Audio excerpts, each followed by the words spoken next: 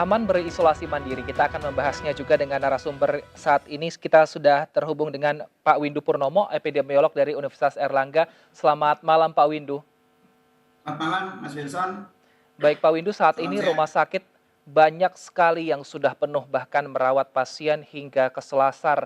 Nah, ini banyak juga akhirnya pasien positif COVID-19 yang memilih untuk isolasi mandiri.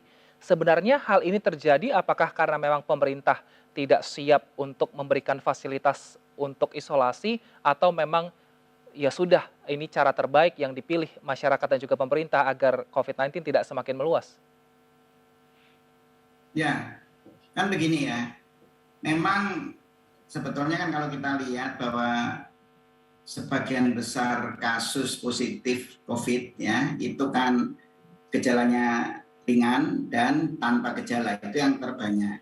Nah, yang seharusnya dirawat ya, itu yang bergejala sedang, berat dan kritikal ya, supaya mereka tidak sampai kemudian mengalami krisis hingga sampai meninggal ya. Dan kita tahu bahwa yang bergejala ringan dan tanpa gejala sesungguhnya tidak harus menempati bed rumah sakit ya, tetapi menggunakan tempat-tempat isolasi yang di luar rumah sakit ya. Bisa saja di rumah sakit lapangan ya, yang memang tidak, di sana tidak ada ICU ya, atau di hotel khusus, atau di tempat-tempat yang disediakan oleh pemerintah daerah ya, atau di rumah ya, di rumah. Jadi karena kita tahu bahwa kalau dalam keadaan apalagi seperti sekarang ya, meskipun kita ingin mendapatkan bed di rumah sakit, meskipun kita ini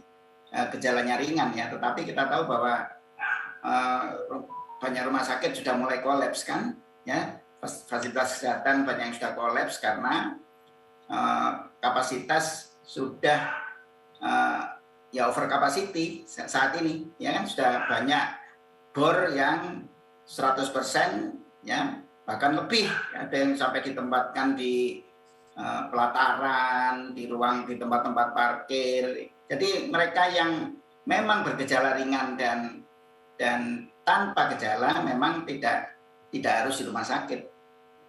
Itu jadi harus isolasi mandiri gitu ya.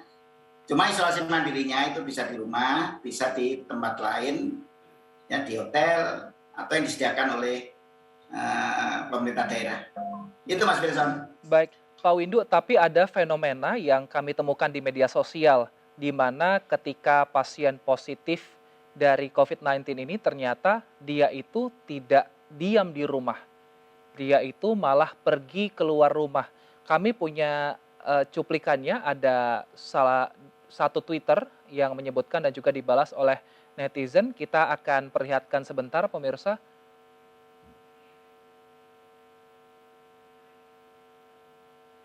Nah, ini banyak sekali menemukan laporan-laporan bahwa ada yang positif, tapi mereka justru keluar rumah, pergi ke tetangga, dan juga ke acara-acara lainnya.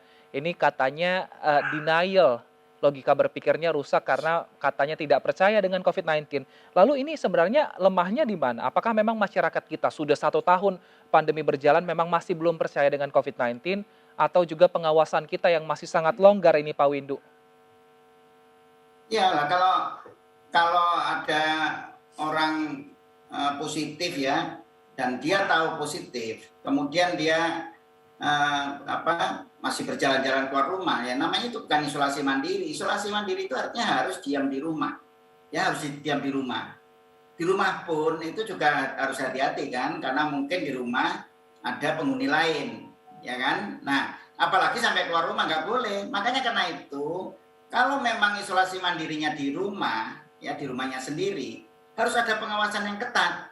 Harus. Jadi tidak bisa kita biarkan, kita percayakan pada si yang bersangkutan ya, karena kita tahu bahwa masyarakat kita itu bukan masyarakat yang punya karakteristik yang ya kebanyakan banyak yang tidak disiplin gitu kan ya, budayanya bukan budaya yang mengarah ke disiplin ya, sehingga harus ada pengawasan. Itu harus RT RW ya, petugas puskesmas, karena begini, bukan hanya soal pengawasan itu supaya dia tidak menularkan ke orang lain karena keluar rumah ya, atau juga menularkan di keluarga sendiri kan, karena di keluarga sendiri juga misalnya kamar ya, tidak boleh kan kamar itu campur dengan orang lain yang sehat di dalam rumah ya, misalnya ada anaknya yang sehat, dia nggak boleh bercampur dengan anggota keluarga lain kan, harus tinggal sendiri-sendiri ya kan. Kemudian kalaupun misalnya terpaksa harus berpapasan, itu jaraknya harus 2 meter minimal ya, apalagi di masa saat ini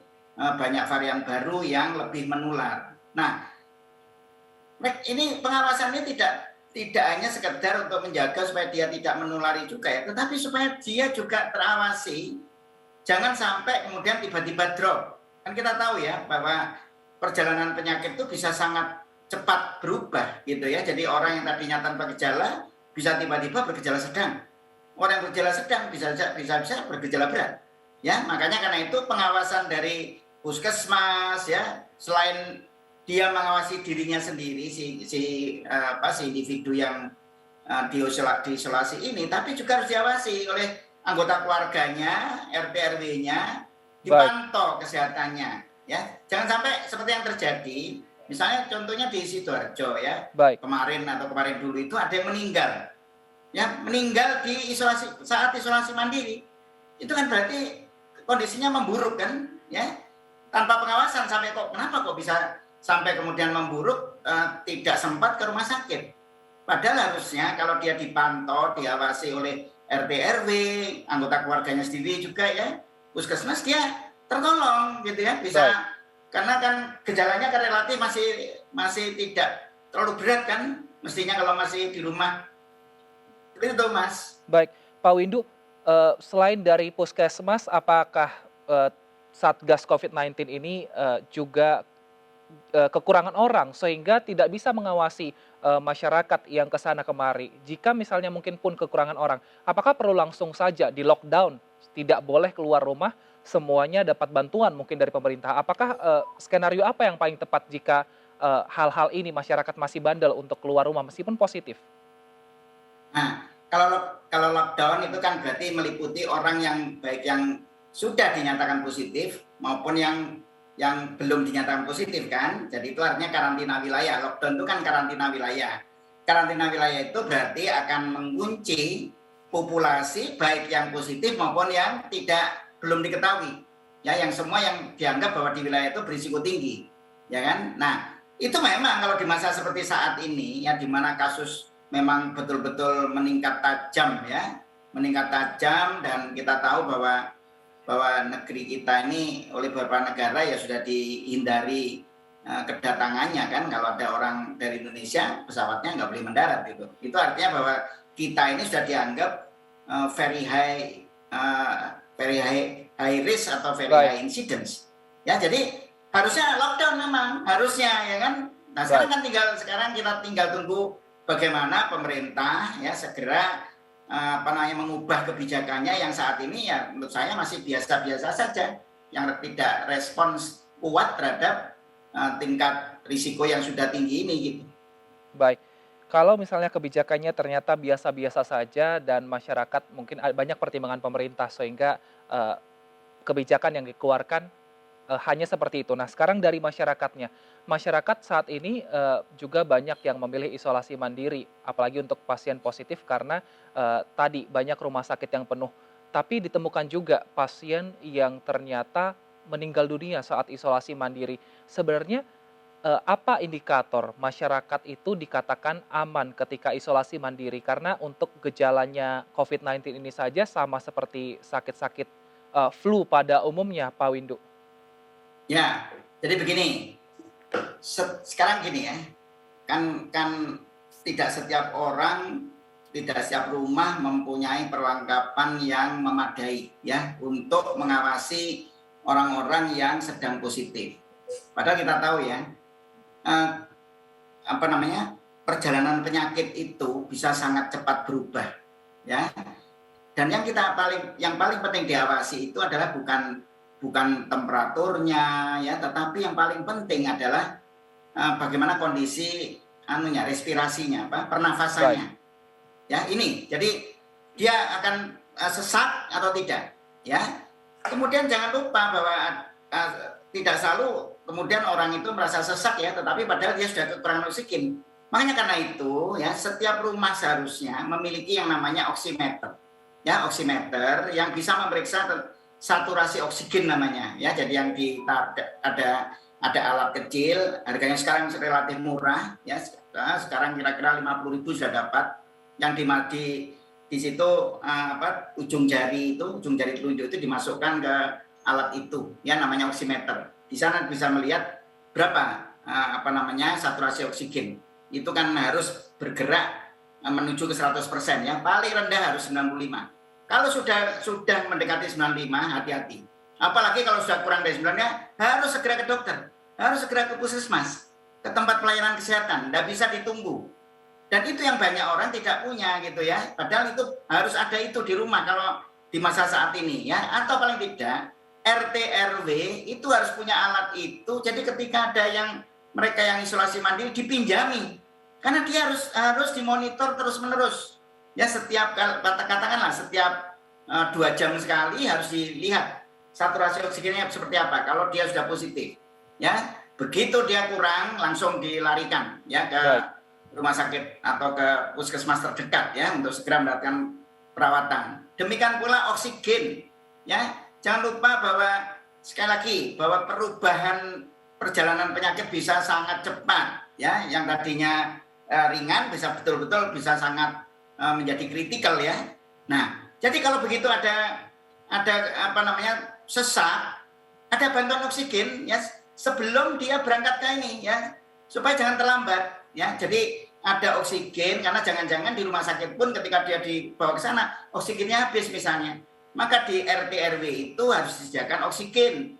Ya, oksigen memang untuk medis, bukan oksigen untuk las dan sebagainya ya.